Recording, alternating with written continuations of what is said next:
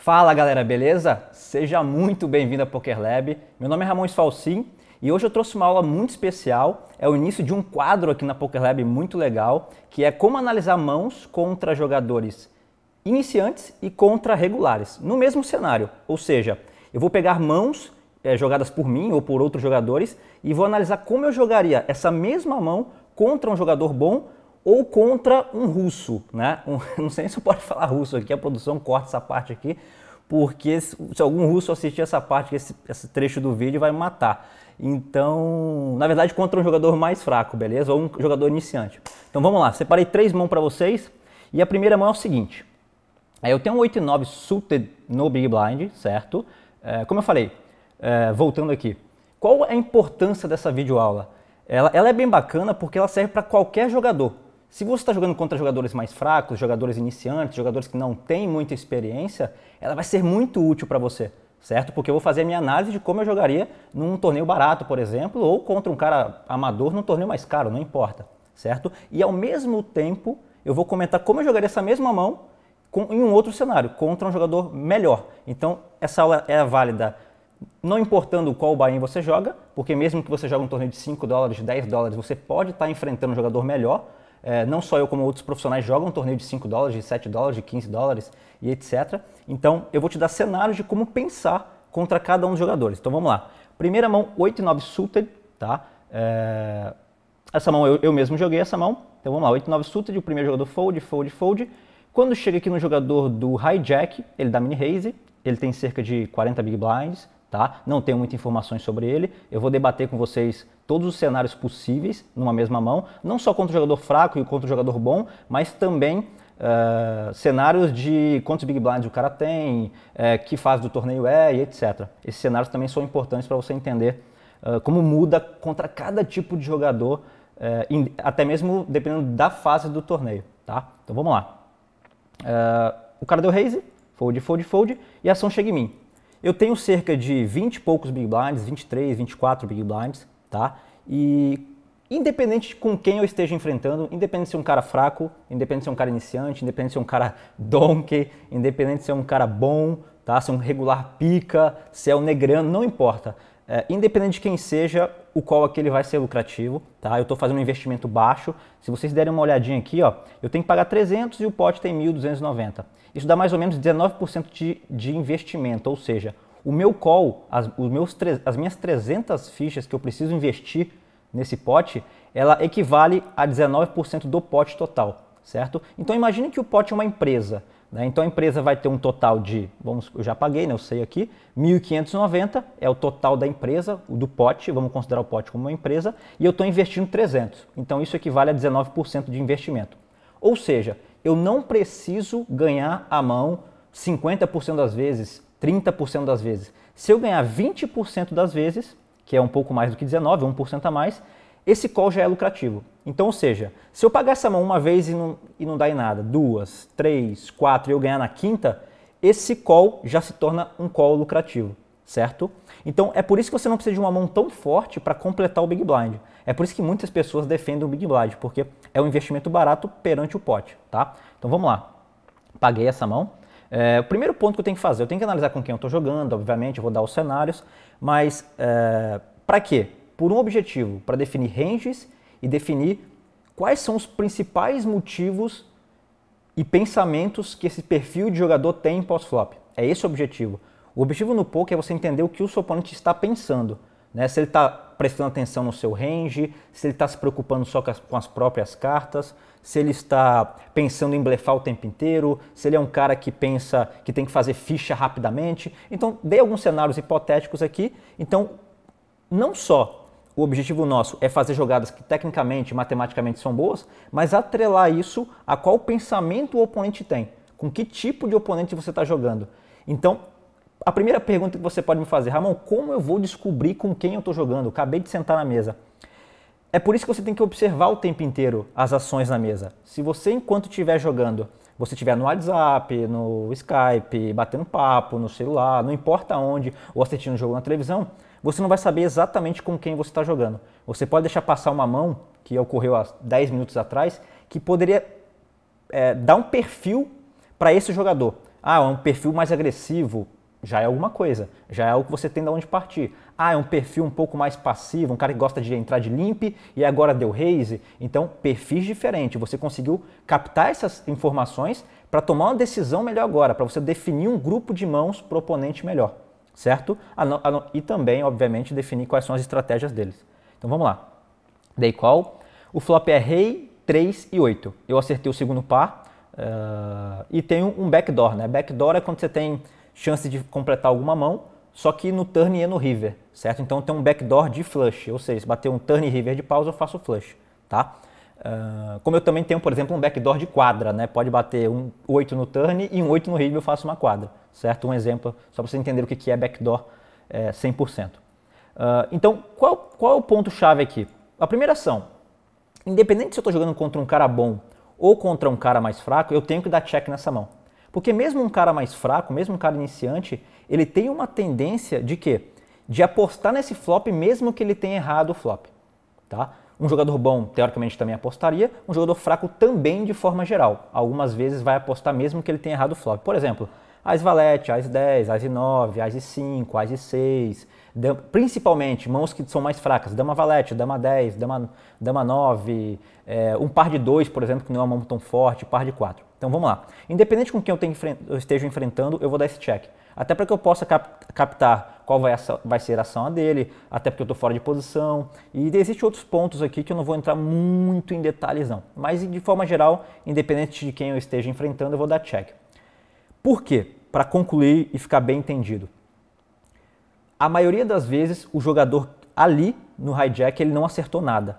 Tá? Então, ele pode ter rei dama, ele pode ter rei valete, ele pode ter rei 10, ele pode ter um rei 9 naipado que deu raise? Pode. Perceba que eu falei 4 mãos. Ele pode ter trinca de 3, ele pode ter trinca de 8? Também pode. Falei mais 2 mãos.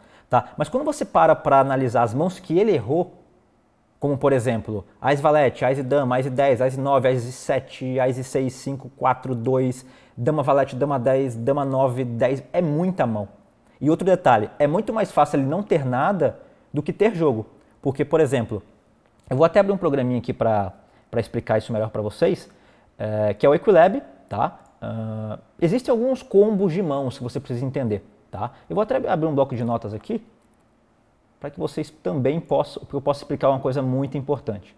Existem 2 tipos básicos de mãos, os pares e os não pares, certo? Toda mão que não é par, deixa eu só configurar aqui, agora acho que vai. E os não pares, certo? Para cada mão que não é par, por exemplo, 7-2, 7-4, qualquer mão, Ás e 4, Ás e rei, não importa qual seja a mão que não é par. Existem 16 combinações possíveis, tá? Decora essa informação, porque essa informação é bem legal. Eu já falei em muitas videoaulas, mas é importante eu reforçar isso. E para cada mão que é par, existem 6 combinações. 6 combinações, tá? Pronto. Então, primeira regra que você precisa entender. É sempre mais fácil o cara não ter um par do que ter um par de mão. Isso está meio evidente aqui escrito, certo? Segundo ponto que você precisa saber, para concluir esse conceito, é que quando bate uma carta na mesa, ou queima uma carta quando você está jogando ao vivo, ou quando tem uma carta sei lá, você viu a carta sem querer de um oponente que foldou, não importa. Principalmente se tem uma carta na mesa, que é a única informação que você vai ter na internet, você diminui a chance do oponente ter essa carta. Então, quando eu falo que o oponente pode ter Ás valete, ele tem 16 possibilidades. Ele tem 16 possibilidades de Ás 10, de Ás 9, ele tem 16 possibilidades de Dama valete, ele tem 16 possibilidades de Dama 10, etc. De rei e dama, não tem como ele ter 16, porque tem um rei na mesa. Por ter um rei na mesa, o que acontece? Diminui essa chance dele ter rei e dama. De 16 caem para 12. Eu não vou entrar muito em detalhes, mas entenda que diminui. Então, quando bate o rei, é mais fácil agora ele não ter o rei do que se não batesse. Então, essa é a lógica principal que você precisa entender. Entendendo isso, qual é o segundo ponto? Então, a gente chega à conclusão que é muito mais fácil o cara não ter nada, independente se ele é bom ou independente se ele seja fraco. É por isso que a gente dá check. Porque se ele não tem nada, a gente dá a oportunidade para ele tentar blefar, já que a maior parte das vezes ele não tem nada, certo? Então vamos lá. Então check, tá? E o cara check. Quando o cara dá check ali, há uma diferença brutal entre um jogador bom e um jogador ou regular ou um jogador desconhecido, fraco, iniciante, que acabou de aprender as regras, etc. Existe uma diferença brutal aqui, que é a seguinte. Deixa eu voltar aqui. Pronto. Ele tem 12.500, eu tenho 7.000. Um jogador bom, teoricamente, ele vai apostar aqui quase sempre, quando ele não tem nada. Então, ou seja, se ele tem uma mão fraca do tipo Ás 2, Ás 4, Ás 6, 7, Dama Valete, Dama 10, Par de 2, essas mãos que são teoricamente um pouco mais fracas, ele tende a apostar. Por quê? Porque eu também, não só ele, mas eu também erro a maioria das vezes o flop. Então, se eu também errei a maioria das vezes do flop, é muito bom você blefar aqui, mesmo que você também não tenha acertado nada, tá? Então, quando o cara checa aqui, aí você tem que levantar uma bola. Por que o cara não blefou se o blefe é lucrativo contra mim, nessa situação, nesse contexto? Vamos lá, pensando novamente de um outro cenário. Por que o cara não blefou nesse flop se eu errei a maioria das vezes e eu também não tenho nada a maioria das vezes? Por que ele não blefou? Por que ele não aproveitou essa situação lucrativa para blefar? Então, há um ponto aí estranho a se analisar. Ou seja, é muito mais provável que o cara tenha alguma coisa, tenha uma mão média, por exemplo, um dama-dama, um valete-valete, um 10-10, um rei-dama, um rei-valete, que queira ou me confundir dando check ou controlando o tamanho do pote, porque é uma mão vulnerável. Por exemplo, par de valete, par de 10, par de dama, não é um par tão forte, tem um rei na mesa. Então, ou ele está controlando o tamanho do pote, ou ele está controlando a força da mão dele, não tem por que apostar, não tem motivo nenhum, ou ele realmente tem um rei ali e também está checando porque ele sabe que eu também errei a maioria das vezes. Ponto. Captaram isso? Um cara fraco, normalmente quando ele não aposta aqui é porque ele errou mesmo. Pode ser um dama-dama, um valete-valete, um 10-10, mas um cara iniciante, quando ele deixa de blefar num pote bom para blefar, normalmente é porque ele errou. Ele pode ter um Ás-valete, um Ás-5, um Ás-6, um dama-valete e não acertou, não apostou. Tá? Só que tem um outro porém. Um jogador bom, como eu falei, geralmente quando ele dá esse check, pode ser, ou é na maioria das vezes, uma mão média ou alguma mão muito forte dando check para me confundir. Ponto. Ou seja, ele quer demonstrar fraqueza, mas ele está fazendo o contrário, está demonstrando força. Porque se ele realmente não tivesse nada, ele apostaria. Só que, por que é mais difícil jogar contra um cara inteligente? Porque ele pode fazer exatamente isso com Ás e 2. Ele pode pegar o dama-valete dele e dar check nesse flop para demonstrar que tem alguma coisa. Porque, na minha opinião, ele apostaria se ele não tivesse nada. Então, olha como é que já é mais complexo, começa a ficar mais inteligente. Se você não entendeu esse trecho que eu falei, volta a ouvir de novo, porque é bem interessante. Um cara bom, ele pode passar a vez para controlar o tamanho do pote e também tentar me confundir, tentar mostrar uma rodada de fraqueza, mas também, se eu sei disso, ele também pode dar check com nada para demonstrar que tem alguma coisa. Então, é o primeiro ponto para você entender por que é mais importante jogar contra um cara mais fraco do que contra um cara mais forte. É muito mais difícil. Você nunca sabe exatamente o que o cara está pensando. Essa que é a complexibilidade do jogo, é isso que é fascinante no poker. Ponto. Já um cara fraco não, concluindo. Um cara fraco normalmente vai checar porque errou mesmo. E um pouco das vezes pode ser uma 1 média realmente, um valete-valete, 10-10. Então quando eu pego num equilíbrio, um cara bom, geralmente quando check eu acho que é mais força do que realmente não é nada querendo me confundir. E um cara fraco geralmente é mais fraqueza do que uma mão média querendo controlar o tamanho do pote. Beleza? Então o que vai acontecer aqui? Contra um cara bom, normalmente eu vou abortar a mão. Tá? Porque na minha opinião, 95% das vezes ele vai ter dama-dama, valete-valete, 10-10, 9-9, um rei, uma trinca querendo me confundir, principalmente trinca de rei, porque pô, ele tem trinca de rei, não tem como eu não ter nada, né? Já é difícil eu ter alguma coisa, imagina se ele tem a trinca de rei. Então, nesse contexto, contra um cara bom, o meu 8-9, depois que ele dá check ali, por achar que 95% das vezes é jogo, eu vou abortar a mão. Em nenhum momento eu vou pagar nenhuma aposta. Tá? Na minha opinião, se você paga alguma aposta aqui do oponente ainda, eu acho que é muito fraco, é muito ruim. Principalmente quando você não bate nenhum flush draw para você. Por exemplo, o turn foi um 2 de espada, não acertei nada, não abriu nenhum draw para mim, para eu ter chance de acertar um flush, etc. Então, contra um cara bom, eu vou estar abortando essa mão 100% das vezes. Mesmo que ele dê check de novo no turn, e eu vou dar check de novo no river, e se ele botar um pouquinho, eu vou abortar. Eu acho que o correto é fazer isso. Se você pagar em algum momento, eu acho que você está cometendo um erro gravíssimo no seu jogo. Porque a maioria das vezes que ele der check é uma mão melhor do que a sua. Então, se é uma mão melhor do que a sua, você tem que desistir já desde o flop. Ponto. Contra um cara fraco, não. Se eu der check de novo no turn e o cara apostar, eu acho que um cara fraco pode falar, pera aí, pô, deu 2 checks, agora eu vou blefar. Você deu 2 checks, agora você abriu a porteira para blefar. Então, um cara fraco não tem muita noção desses grupos de mãos e acaba optando talvez por um blefe no turn com Ace 3, sei lá, com Ace 3 não, que ele tem alguma coisa, mas um Ace 4, um Ace 5, um Dama Valete, um Dama 10, ele pode resolver blefar no turn porque você deu 2 checks, porque no caso eu dei 2 checks. Tá? Mas um cara bom não, tá? Como eu falei, um cara bom quando ele checa no flop, na minha opinião, 85%, 90%, chutando para cima, eu chutei um número aleatório só para você saber que é muito, beleza? Ele vai ter uma mão melhor do que o 8 e 9. Ele vai ter um 9-9, um 10-10, um vala-vala, um dama-dama ou um rei que está controlando o pote, beleza? Ele pode até ter um Ace-dama, um Ace-valete também controlando o pote, porque ele tem uma mão teoricamente boa ainda, tá? Que pode estar ganhando de vários lixos meu. Mas essas mãos geralmente vão dar check, check, check, check, check, check. Então, se em algum momento ele apostar, é mais fácil que ele tenha 9-9, 10-10, vala-vala, dama-dama, que controla no pote, além do rei.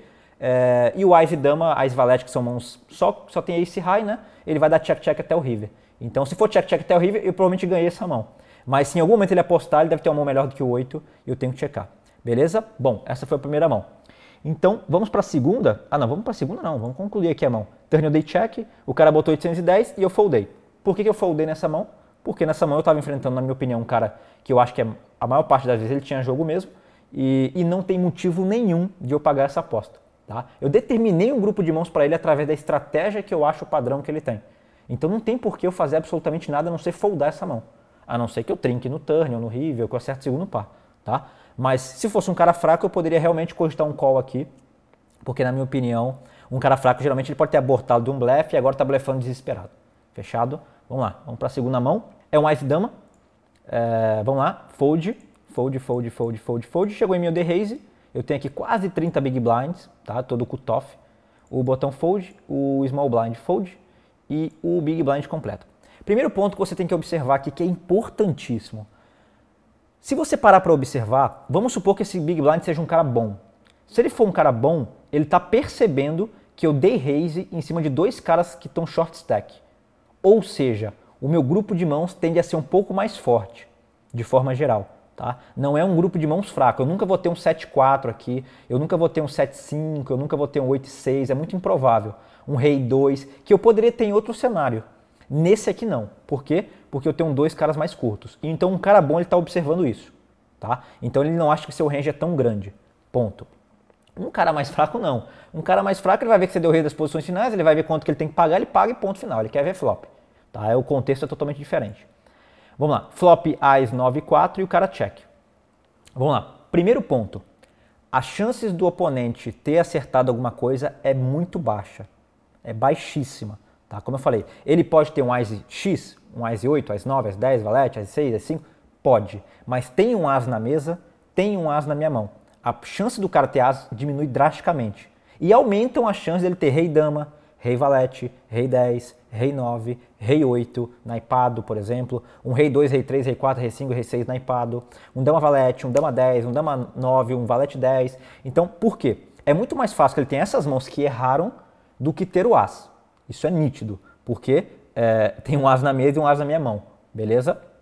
Então, a gente chega à conclusão que a maioria das vezes ele não tem nada. Ponto. Como que eu vou jogar contra um cara melhor aqui? Existem 2 formas que eu posso jogar essa mão de forma lucrativa, tá? A primeira, check, para controlar o pote, obviamente, já que eu sei que também ele errou muitas vezes e eu quero mantê-lo no pote, etc. Só que qual é o ponto ruim do check, de forma geral? Um check, como eu expliquei exatamente na mão anterior, eu vou demonstrar que eu tenho alguma coisa. Por quê? Porque se eu não tivesse nada, se eu tivesse aqui um 7-6 off, o que eu faria? Eu provavelmente apostaria. E por que eu apostaria se eu tivesse 7-6 off, se eu não tivesse nada? Porque eu sei que o oponente errou a maioria das vezes. Ele não tem nada e eu vou fazer um blefe lucrativo. Então quando eu dou check nesse flop, ele também, um cara bom, vai suspeitar. Por que o Pescanco não apostou nesse flop se esse flop é muito bom para blefar? Então, concluindo, se esse pote é muito bom para blefar e eu não blefei, é porque eu tenho alguma coisa. Certo? Então, geralmente, quando eu dou check nesse board, eu acabo demonstrando que eu tenho alguma coisa de valor, tá? Mas eu posso ainda fazer isso, para tentar confundir um pouco ele nas próximas rodadas. Porque ele pode achar que eu tenho um rei-rei, um dama-dama, um valete-valete, um 10-10, um Ace fraco, está tentando controlar o pote e ele pode vir dar 2 porradas no turn e uma no river. Então eu abro espaço para isso. Mas normalmente contra um cara bom, quando você checar nesse flop, ele não vai fazer muita coisa, tá? Porque ele sabe que você tem alguma coisa. Ponto. Contra um cara mais fraco, não. Quando eu dou check nesse flop, o cara fraco acha que eu não tenho as. Então, para ele, a interpretação do jogador mais iniciante é diferente. É que quando eu tenho, eu aposto, e quando eu não tenho, eu não aposto. Então, quando eu dou check nesse flop, ele vai falar, pô, esse cara não tem o as. Aí, o que eu posso abrir de margem? Eu abro uma chance dele blefar. Eu abro chance dele vir aqui e betar uma bomba no turn e uma bomba no river desesperado, blefando, e eu vou dar call no turn, call no river e vou puxar um monte de fichas. Então, eu dou essa oportunidade dele errar. Contra um cara melhor, é difícil dar essa oportunidade, porque quando eu dou check, ele já vai suspeitar, ele já vai achar estranho. Então, contra um cara mais bom, um cara melhor, eu posso apostar no flop, mas também, eu posso dar check, mas eu também posso apostar no flop. Por quê? Porque é exatamente o que eu faria se eu não tivesse nada. Aí você pode me perguntar, porra, irmão, mas aí, pô, como é que o cara vai pagar? Pô, bateu o as e tal. Cara, eu posso ter o as? Posso, mas eu posso ter rei dama blefando, rei valete, rei 10, dama valete, dama 10, dama 8 na iPad que eu dei raise, um par de 3, um par de 2, um par de 5, talvez que tá tentando representar teu as. Eu posso ter outras mãos mais fracas. Eu posso ter dado raise com 7, 8 suited talvez, não com mãos muito fracas, né? Porque eu falei que tinha caras shorts aqui. Mas eu posso ter dado raise com 7, 8 suited. Então, tipo, a chance de eu ter acertado alguma coisa também é pequena, nunca esqueça disso. Então, para um jogador bom, talvez eu mostre mais fraqueza dando a continuation bet, ou seja, continuando a aposta, continuar agredindo o que eu fiz pré-flop. Eu posso mostrar mais fraqueza para um cara melhor do que para um cara bom, fraco. Contra um cara fraco, se eu aposto aqui, ele vai se sentir mal e vai acabar desistindo. Só que também tem um outro porém. Olha como é que existem muitas variáveis no poker. Contra um cara fraco, se eu aposto e ele tem um as ou 9, ele não vai largar. Então eu acabo tentando extrair mais fichas dele. Betando no flop, dando uma bomba no turn, dando uma bomba no river. Eu sei que ele não vai largar o as, então eu extraio muita ficha. Então existem várias formas de se jogar contra um cara bom e contra um cara iniciante. Ou um regular, ou um cara fraco, que não tem muita experiência. A nomenclatura vocês que utilizam aí, vocês fiquem à vontade. Então, tipo, eu tenho que ter um equilíbrio. Tipo assim, eu nunca posso dar check quando eu tenho mãos médias. E nunca posso sempre apostar quando eu tenho mãos fortes. É preciso ter esse equilíbrio para que você nunca seja explorado pelo seu oponente. Por exemplo, se ele acha que eu só aposto aqui quando eu tenho um as, se ele tem um 9, ele folda. Ou seja, ele está me explorando. Eu puxei o pote, mas é ele que está me explorando. Porque ele foldou o 9, entendeu? E eu não ganhei merda nenhuma. Então, tipo, é ele que me explorou e não eu que explorei ou ganhei o pote. Não é esse o pensamento que você tem que ter na mão, tá? O objetivo no poker é você induzir o cara a errar. E nesse caso você não induziu o cara a errar, você induziu o 9 a foldar. Então você não extraiu ficha nenhuma, então sua jogada teoricamente é ruim. Ponto. Então vamos lá, concluindo esse as dama, contra um cara bom, eu posso mesclar entre o check, mas eu também preciso apostar para confundir ele, porque ele acha que se eu não tivesse nada eu também apostaria. E um cara mais fraco, eu posso dar check para mostrar fraqueza, eu acho que um cara fraco vai achar que é fraqueza, um iniciante vai achar que é fraqueza. E também posso apostar para tentar já inflacionar o pote e ganhar o máximo possível, porque o cara é retardado e não vai largar nada. Então existem esses dois equilíbrios, tá? Mas tá vendo que eu não faço nenhum e nem outro especificamente nessa mão. E o cara foldou, nada demais. Ponto. Então vamos para a última mão aqui. Par de reis, ou par de rei. Eu dei raise, tá? Percebam que em nenhum momento estou falando, pô, tô fazendo mais, menos, tô fazendo mini raise, não muda muita coisa. Eu não tenho um stack tão grande aqui, nem os jogadores também. Tem uns caras maiores, mas tem uns caras menores que com 20 e poucos big blinds, um pouco mais de 10 big blinds, quase 30 big blinds, são stacks curtos, tá? Então não preciso fazer raises maiores do que 2.1, 2.2, 2.0, etc. Chegou no cara do botão, ele deu call, e chegou no big blind e deu call também. Flop foi teoricamente até bom pra gente, 10, 2 e 4, a gente tem overpair, a probabilidade de a gente estar perdendo essa mão é baixa, tá? Para não dizer quase zero. A gente está perdendo só para uma trinca de 2, trinca de 4, normalmente. Trinca de 10 é difícil, geralmente os jogadores vão dar 3-bet para flop. Check. Bom, eu jogo diferente contra um jogador bom e contra um jogador fraco nessa mão. Vamos lá. Se o jogador, meu foco nessa mão, ela vai ser no jogador do botão. Se o jogador do botão, ele é um jogador bom, eu vou jogar de uma forma, e se ele é um jogador desconhecido, iniciante, eu vou jogar de outra. Vamos lá. Se ele for um jogador bom, e principalmente agressivo, o que eu vou fazer nessa mão? Eu vou tendenciar a dar check.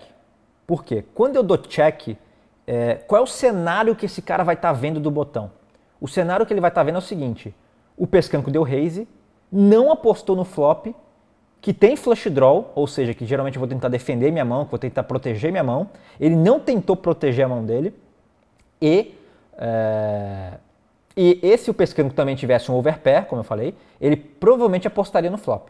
Ou seja, quando o pescanco não aposta nesse flop todo conectado e um pouco conectado, é bem pouquinho, vai, só tem um 2 e 4 um pouquinho conectado aqui, mas que tem flush draw e contra 2 jogadores, se ele não aposta, é porque ele realmente não tem absolutamente nada. Se eu realmente tivesse alguma coisa aqui, eu apostaria.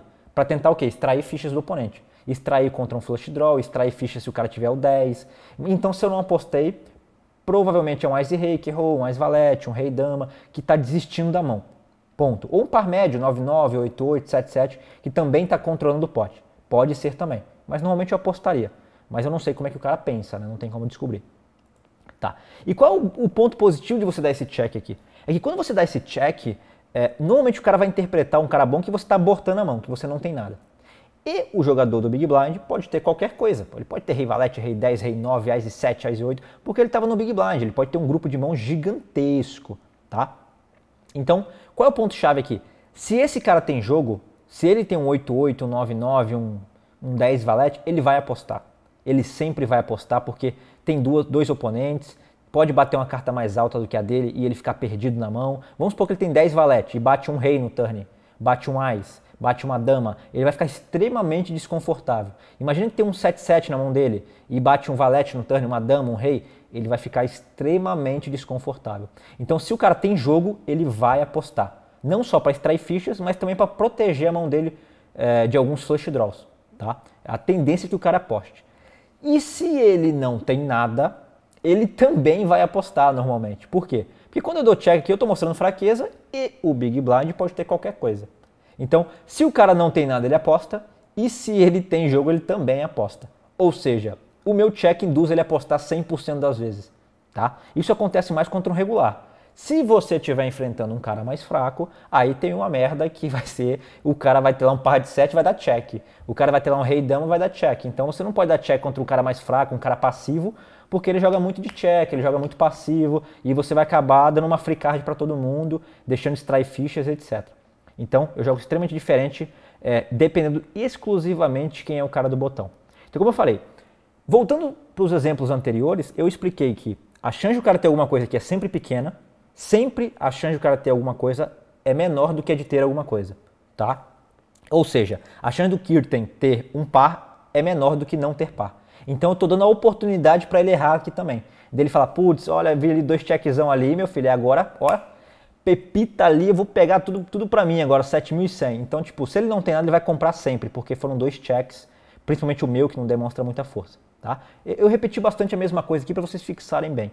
Chequei, o cara beta 4.500. Ele até força bastante. Aí aqui a gente entra num conceito bem legal, que é, o meu objetivo foi esse. Só que ele deu uma tel, que é muito importante também. Ele forçou muito quando 2 jogadores demonstraram fraqueza. Quando 2 jogadores provavelmente não tem nada. Então quando um cara força contra um jogador que demonstrou fraqueza, normalmente é blefe, tá? Normalmente. Eu vou dar um exemplo aqui, num cenário realista aqui nosso, um cenário hipotético. Se você vai no hospital, você tem um amigo seu que está passando mal, né? Você vai lá para consolar ele ou você vai dar um tapa na cara dele? Entendeu? Tipo um exemplo bem idiota aqui para você captar. Então quando a pessoa está mal, quando a pessoa está depressiva, doente, você vai tentar consolar essa pessoa. E não você vai lá e vai dar um soco nela. E é exatamente o que acontece aqui. Se a minha jogada demonstra fraqueza e o cara vem com uma bomba dessa, é normal que seja blefe, tá? Então acredite na sua leitura e faça o call. E call no turn e call no river, porque você acreditou que por essa informação dele é mais fácil ele estar blefando do que não estar blefando. É óbvio que independente do blefe dele, do bet dele, eu já pagaria, tá? Mas com essa informação que fica melhor ainda. Além disso, ele está engordando o pote para mim, né? Ótimo. Fold. E por que eu dou só call? Porque se eu der check raise vai ser uma jogada muito forte.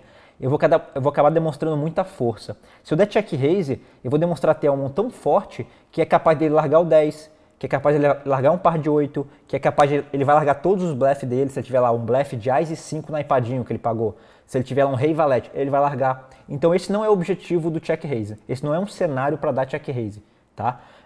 Eu vou estar demonstrando muita força e vou acabar fazendo o cara desistir de mãos piores do que a minha. Eu vou acabar demonstrando muita força e vou acabar fazendo o cara foldar o 10, foldar o 4, foldar o 8, o 9, 9 e foldar também os blefs. Aqui, o check raise, inclusive, é um erro grave pós-flop. Evite, um dos maiores erros que os jogadores têm é o quê? É quando tem uma mão boa, é acabar fazendo uma jogada que demonstra mais força do que ele realmente tem. Quando eu dou check raise aqui no flop, o que eu estou demonstrando ter? Par de rei, par de ás, trinca de 10, trinca de 2, trinca de 4. Então eu estou demonstrando que eu tenho mãos mais fortes do que eu realmente tenho. Se você vai fazer uma jogada que demonstra mais força do que você realmente tem, não faça isso. Quando você tiver jogo bom, como assim, um overpair e tal, não é necessário fazer isso. Existem cenários que você pode fazer isso, mas esse não é o cenário. Tá? Qual o cenário que você tenta demonstrar que você tem uma mão mais forte? Quando você está blefando. Se eu tenho aqui um Ás e 2, eu posso dar check raise? Posso. Posso para quê? Para espantar o 10 dele, para espantar o par de 8, para espantar o par de 9. Então eu estou demonstrando que eu tenho uma mão mais forte para fazer ele foldar mãos melhores do que a minha. Ou seja, eu tenho um Ás e 2 nesse cenário, né, voltando aqui.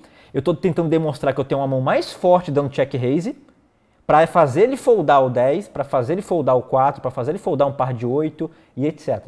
Então, é esse o objetivo do blefe, você demonstrar uma mão mais forte. Ponto. E nesse cenário não tem por que eu querer demonstrar uma mão mais forte, não tem essa necessidade nenhuma de fazer isso. Eu dei call, turn 6, eu vou dar de check de novo, eu vou tentar induzi-lo a continuar blefando. É um tipo de mão que eu já não vou desistir, é um tipo de mão que se ele tiver o trinca de 2, trinca de 4, se ele acertar flush, é um cenário que você tem que aprender que, cara, não tem o que fazer.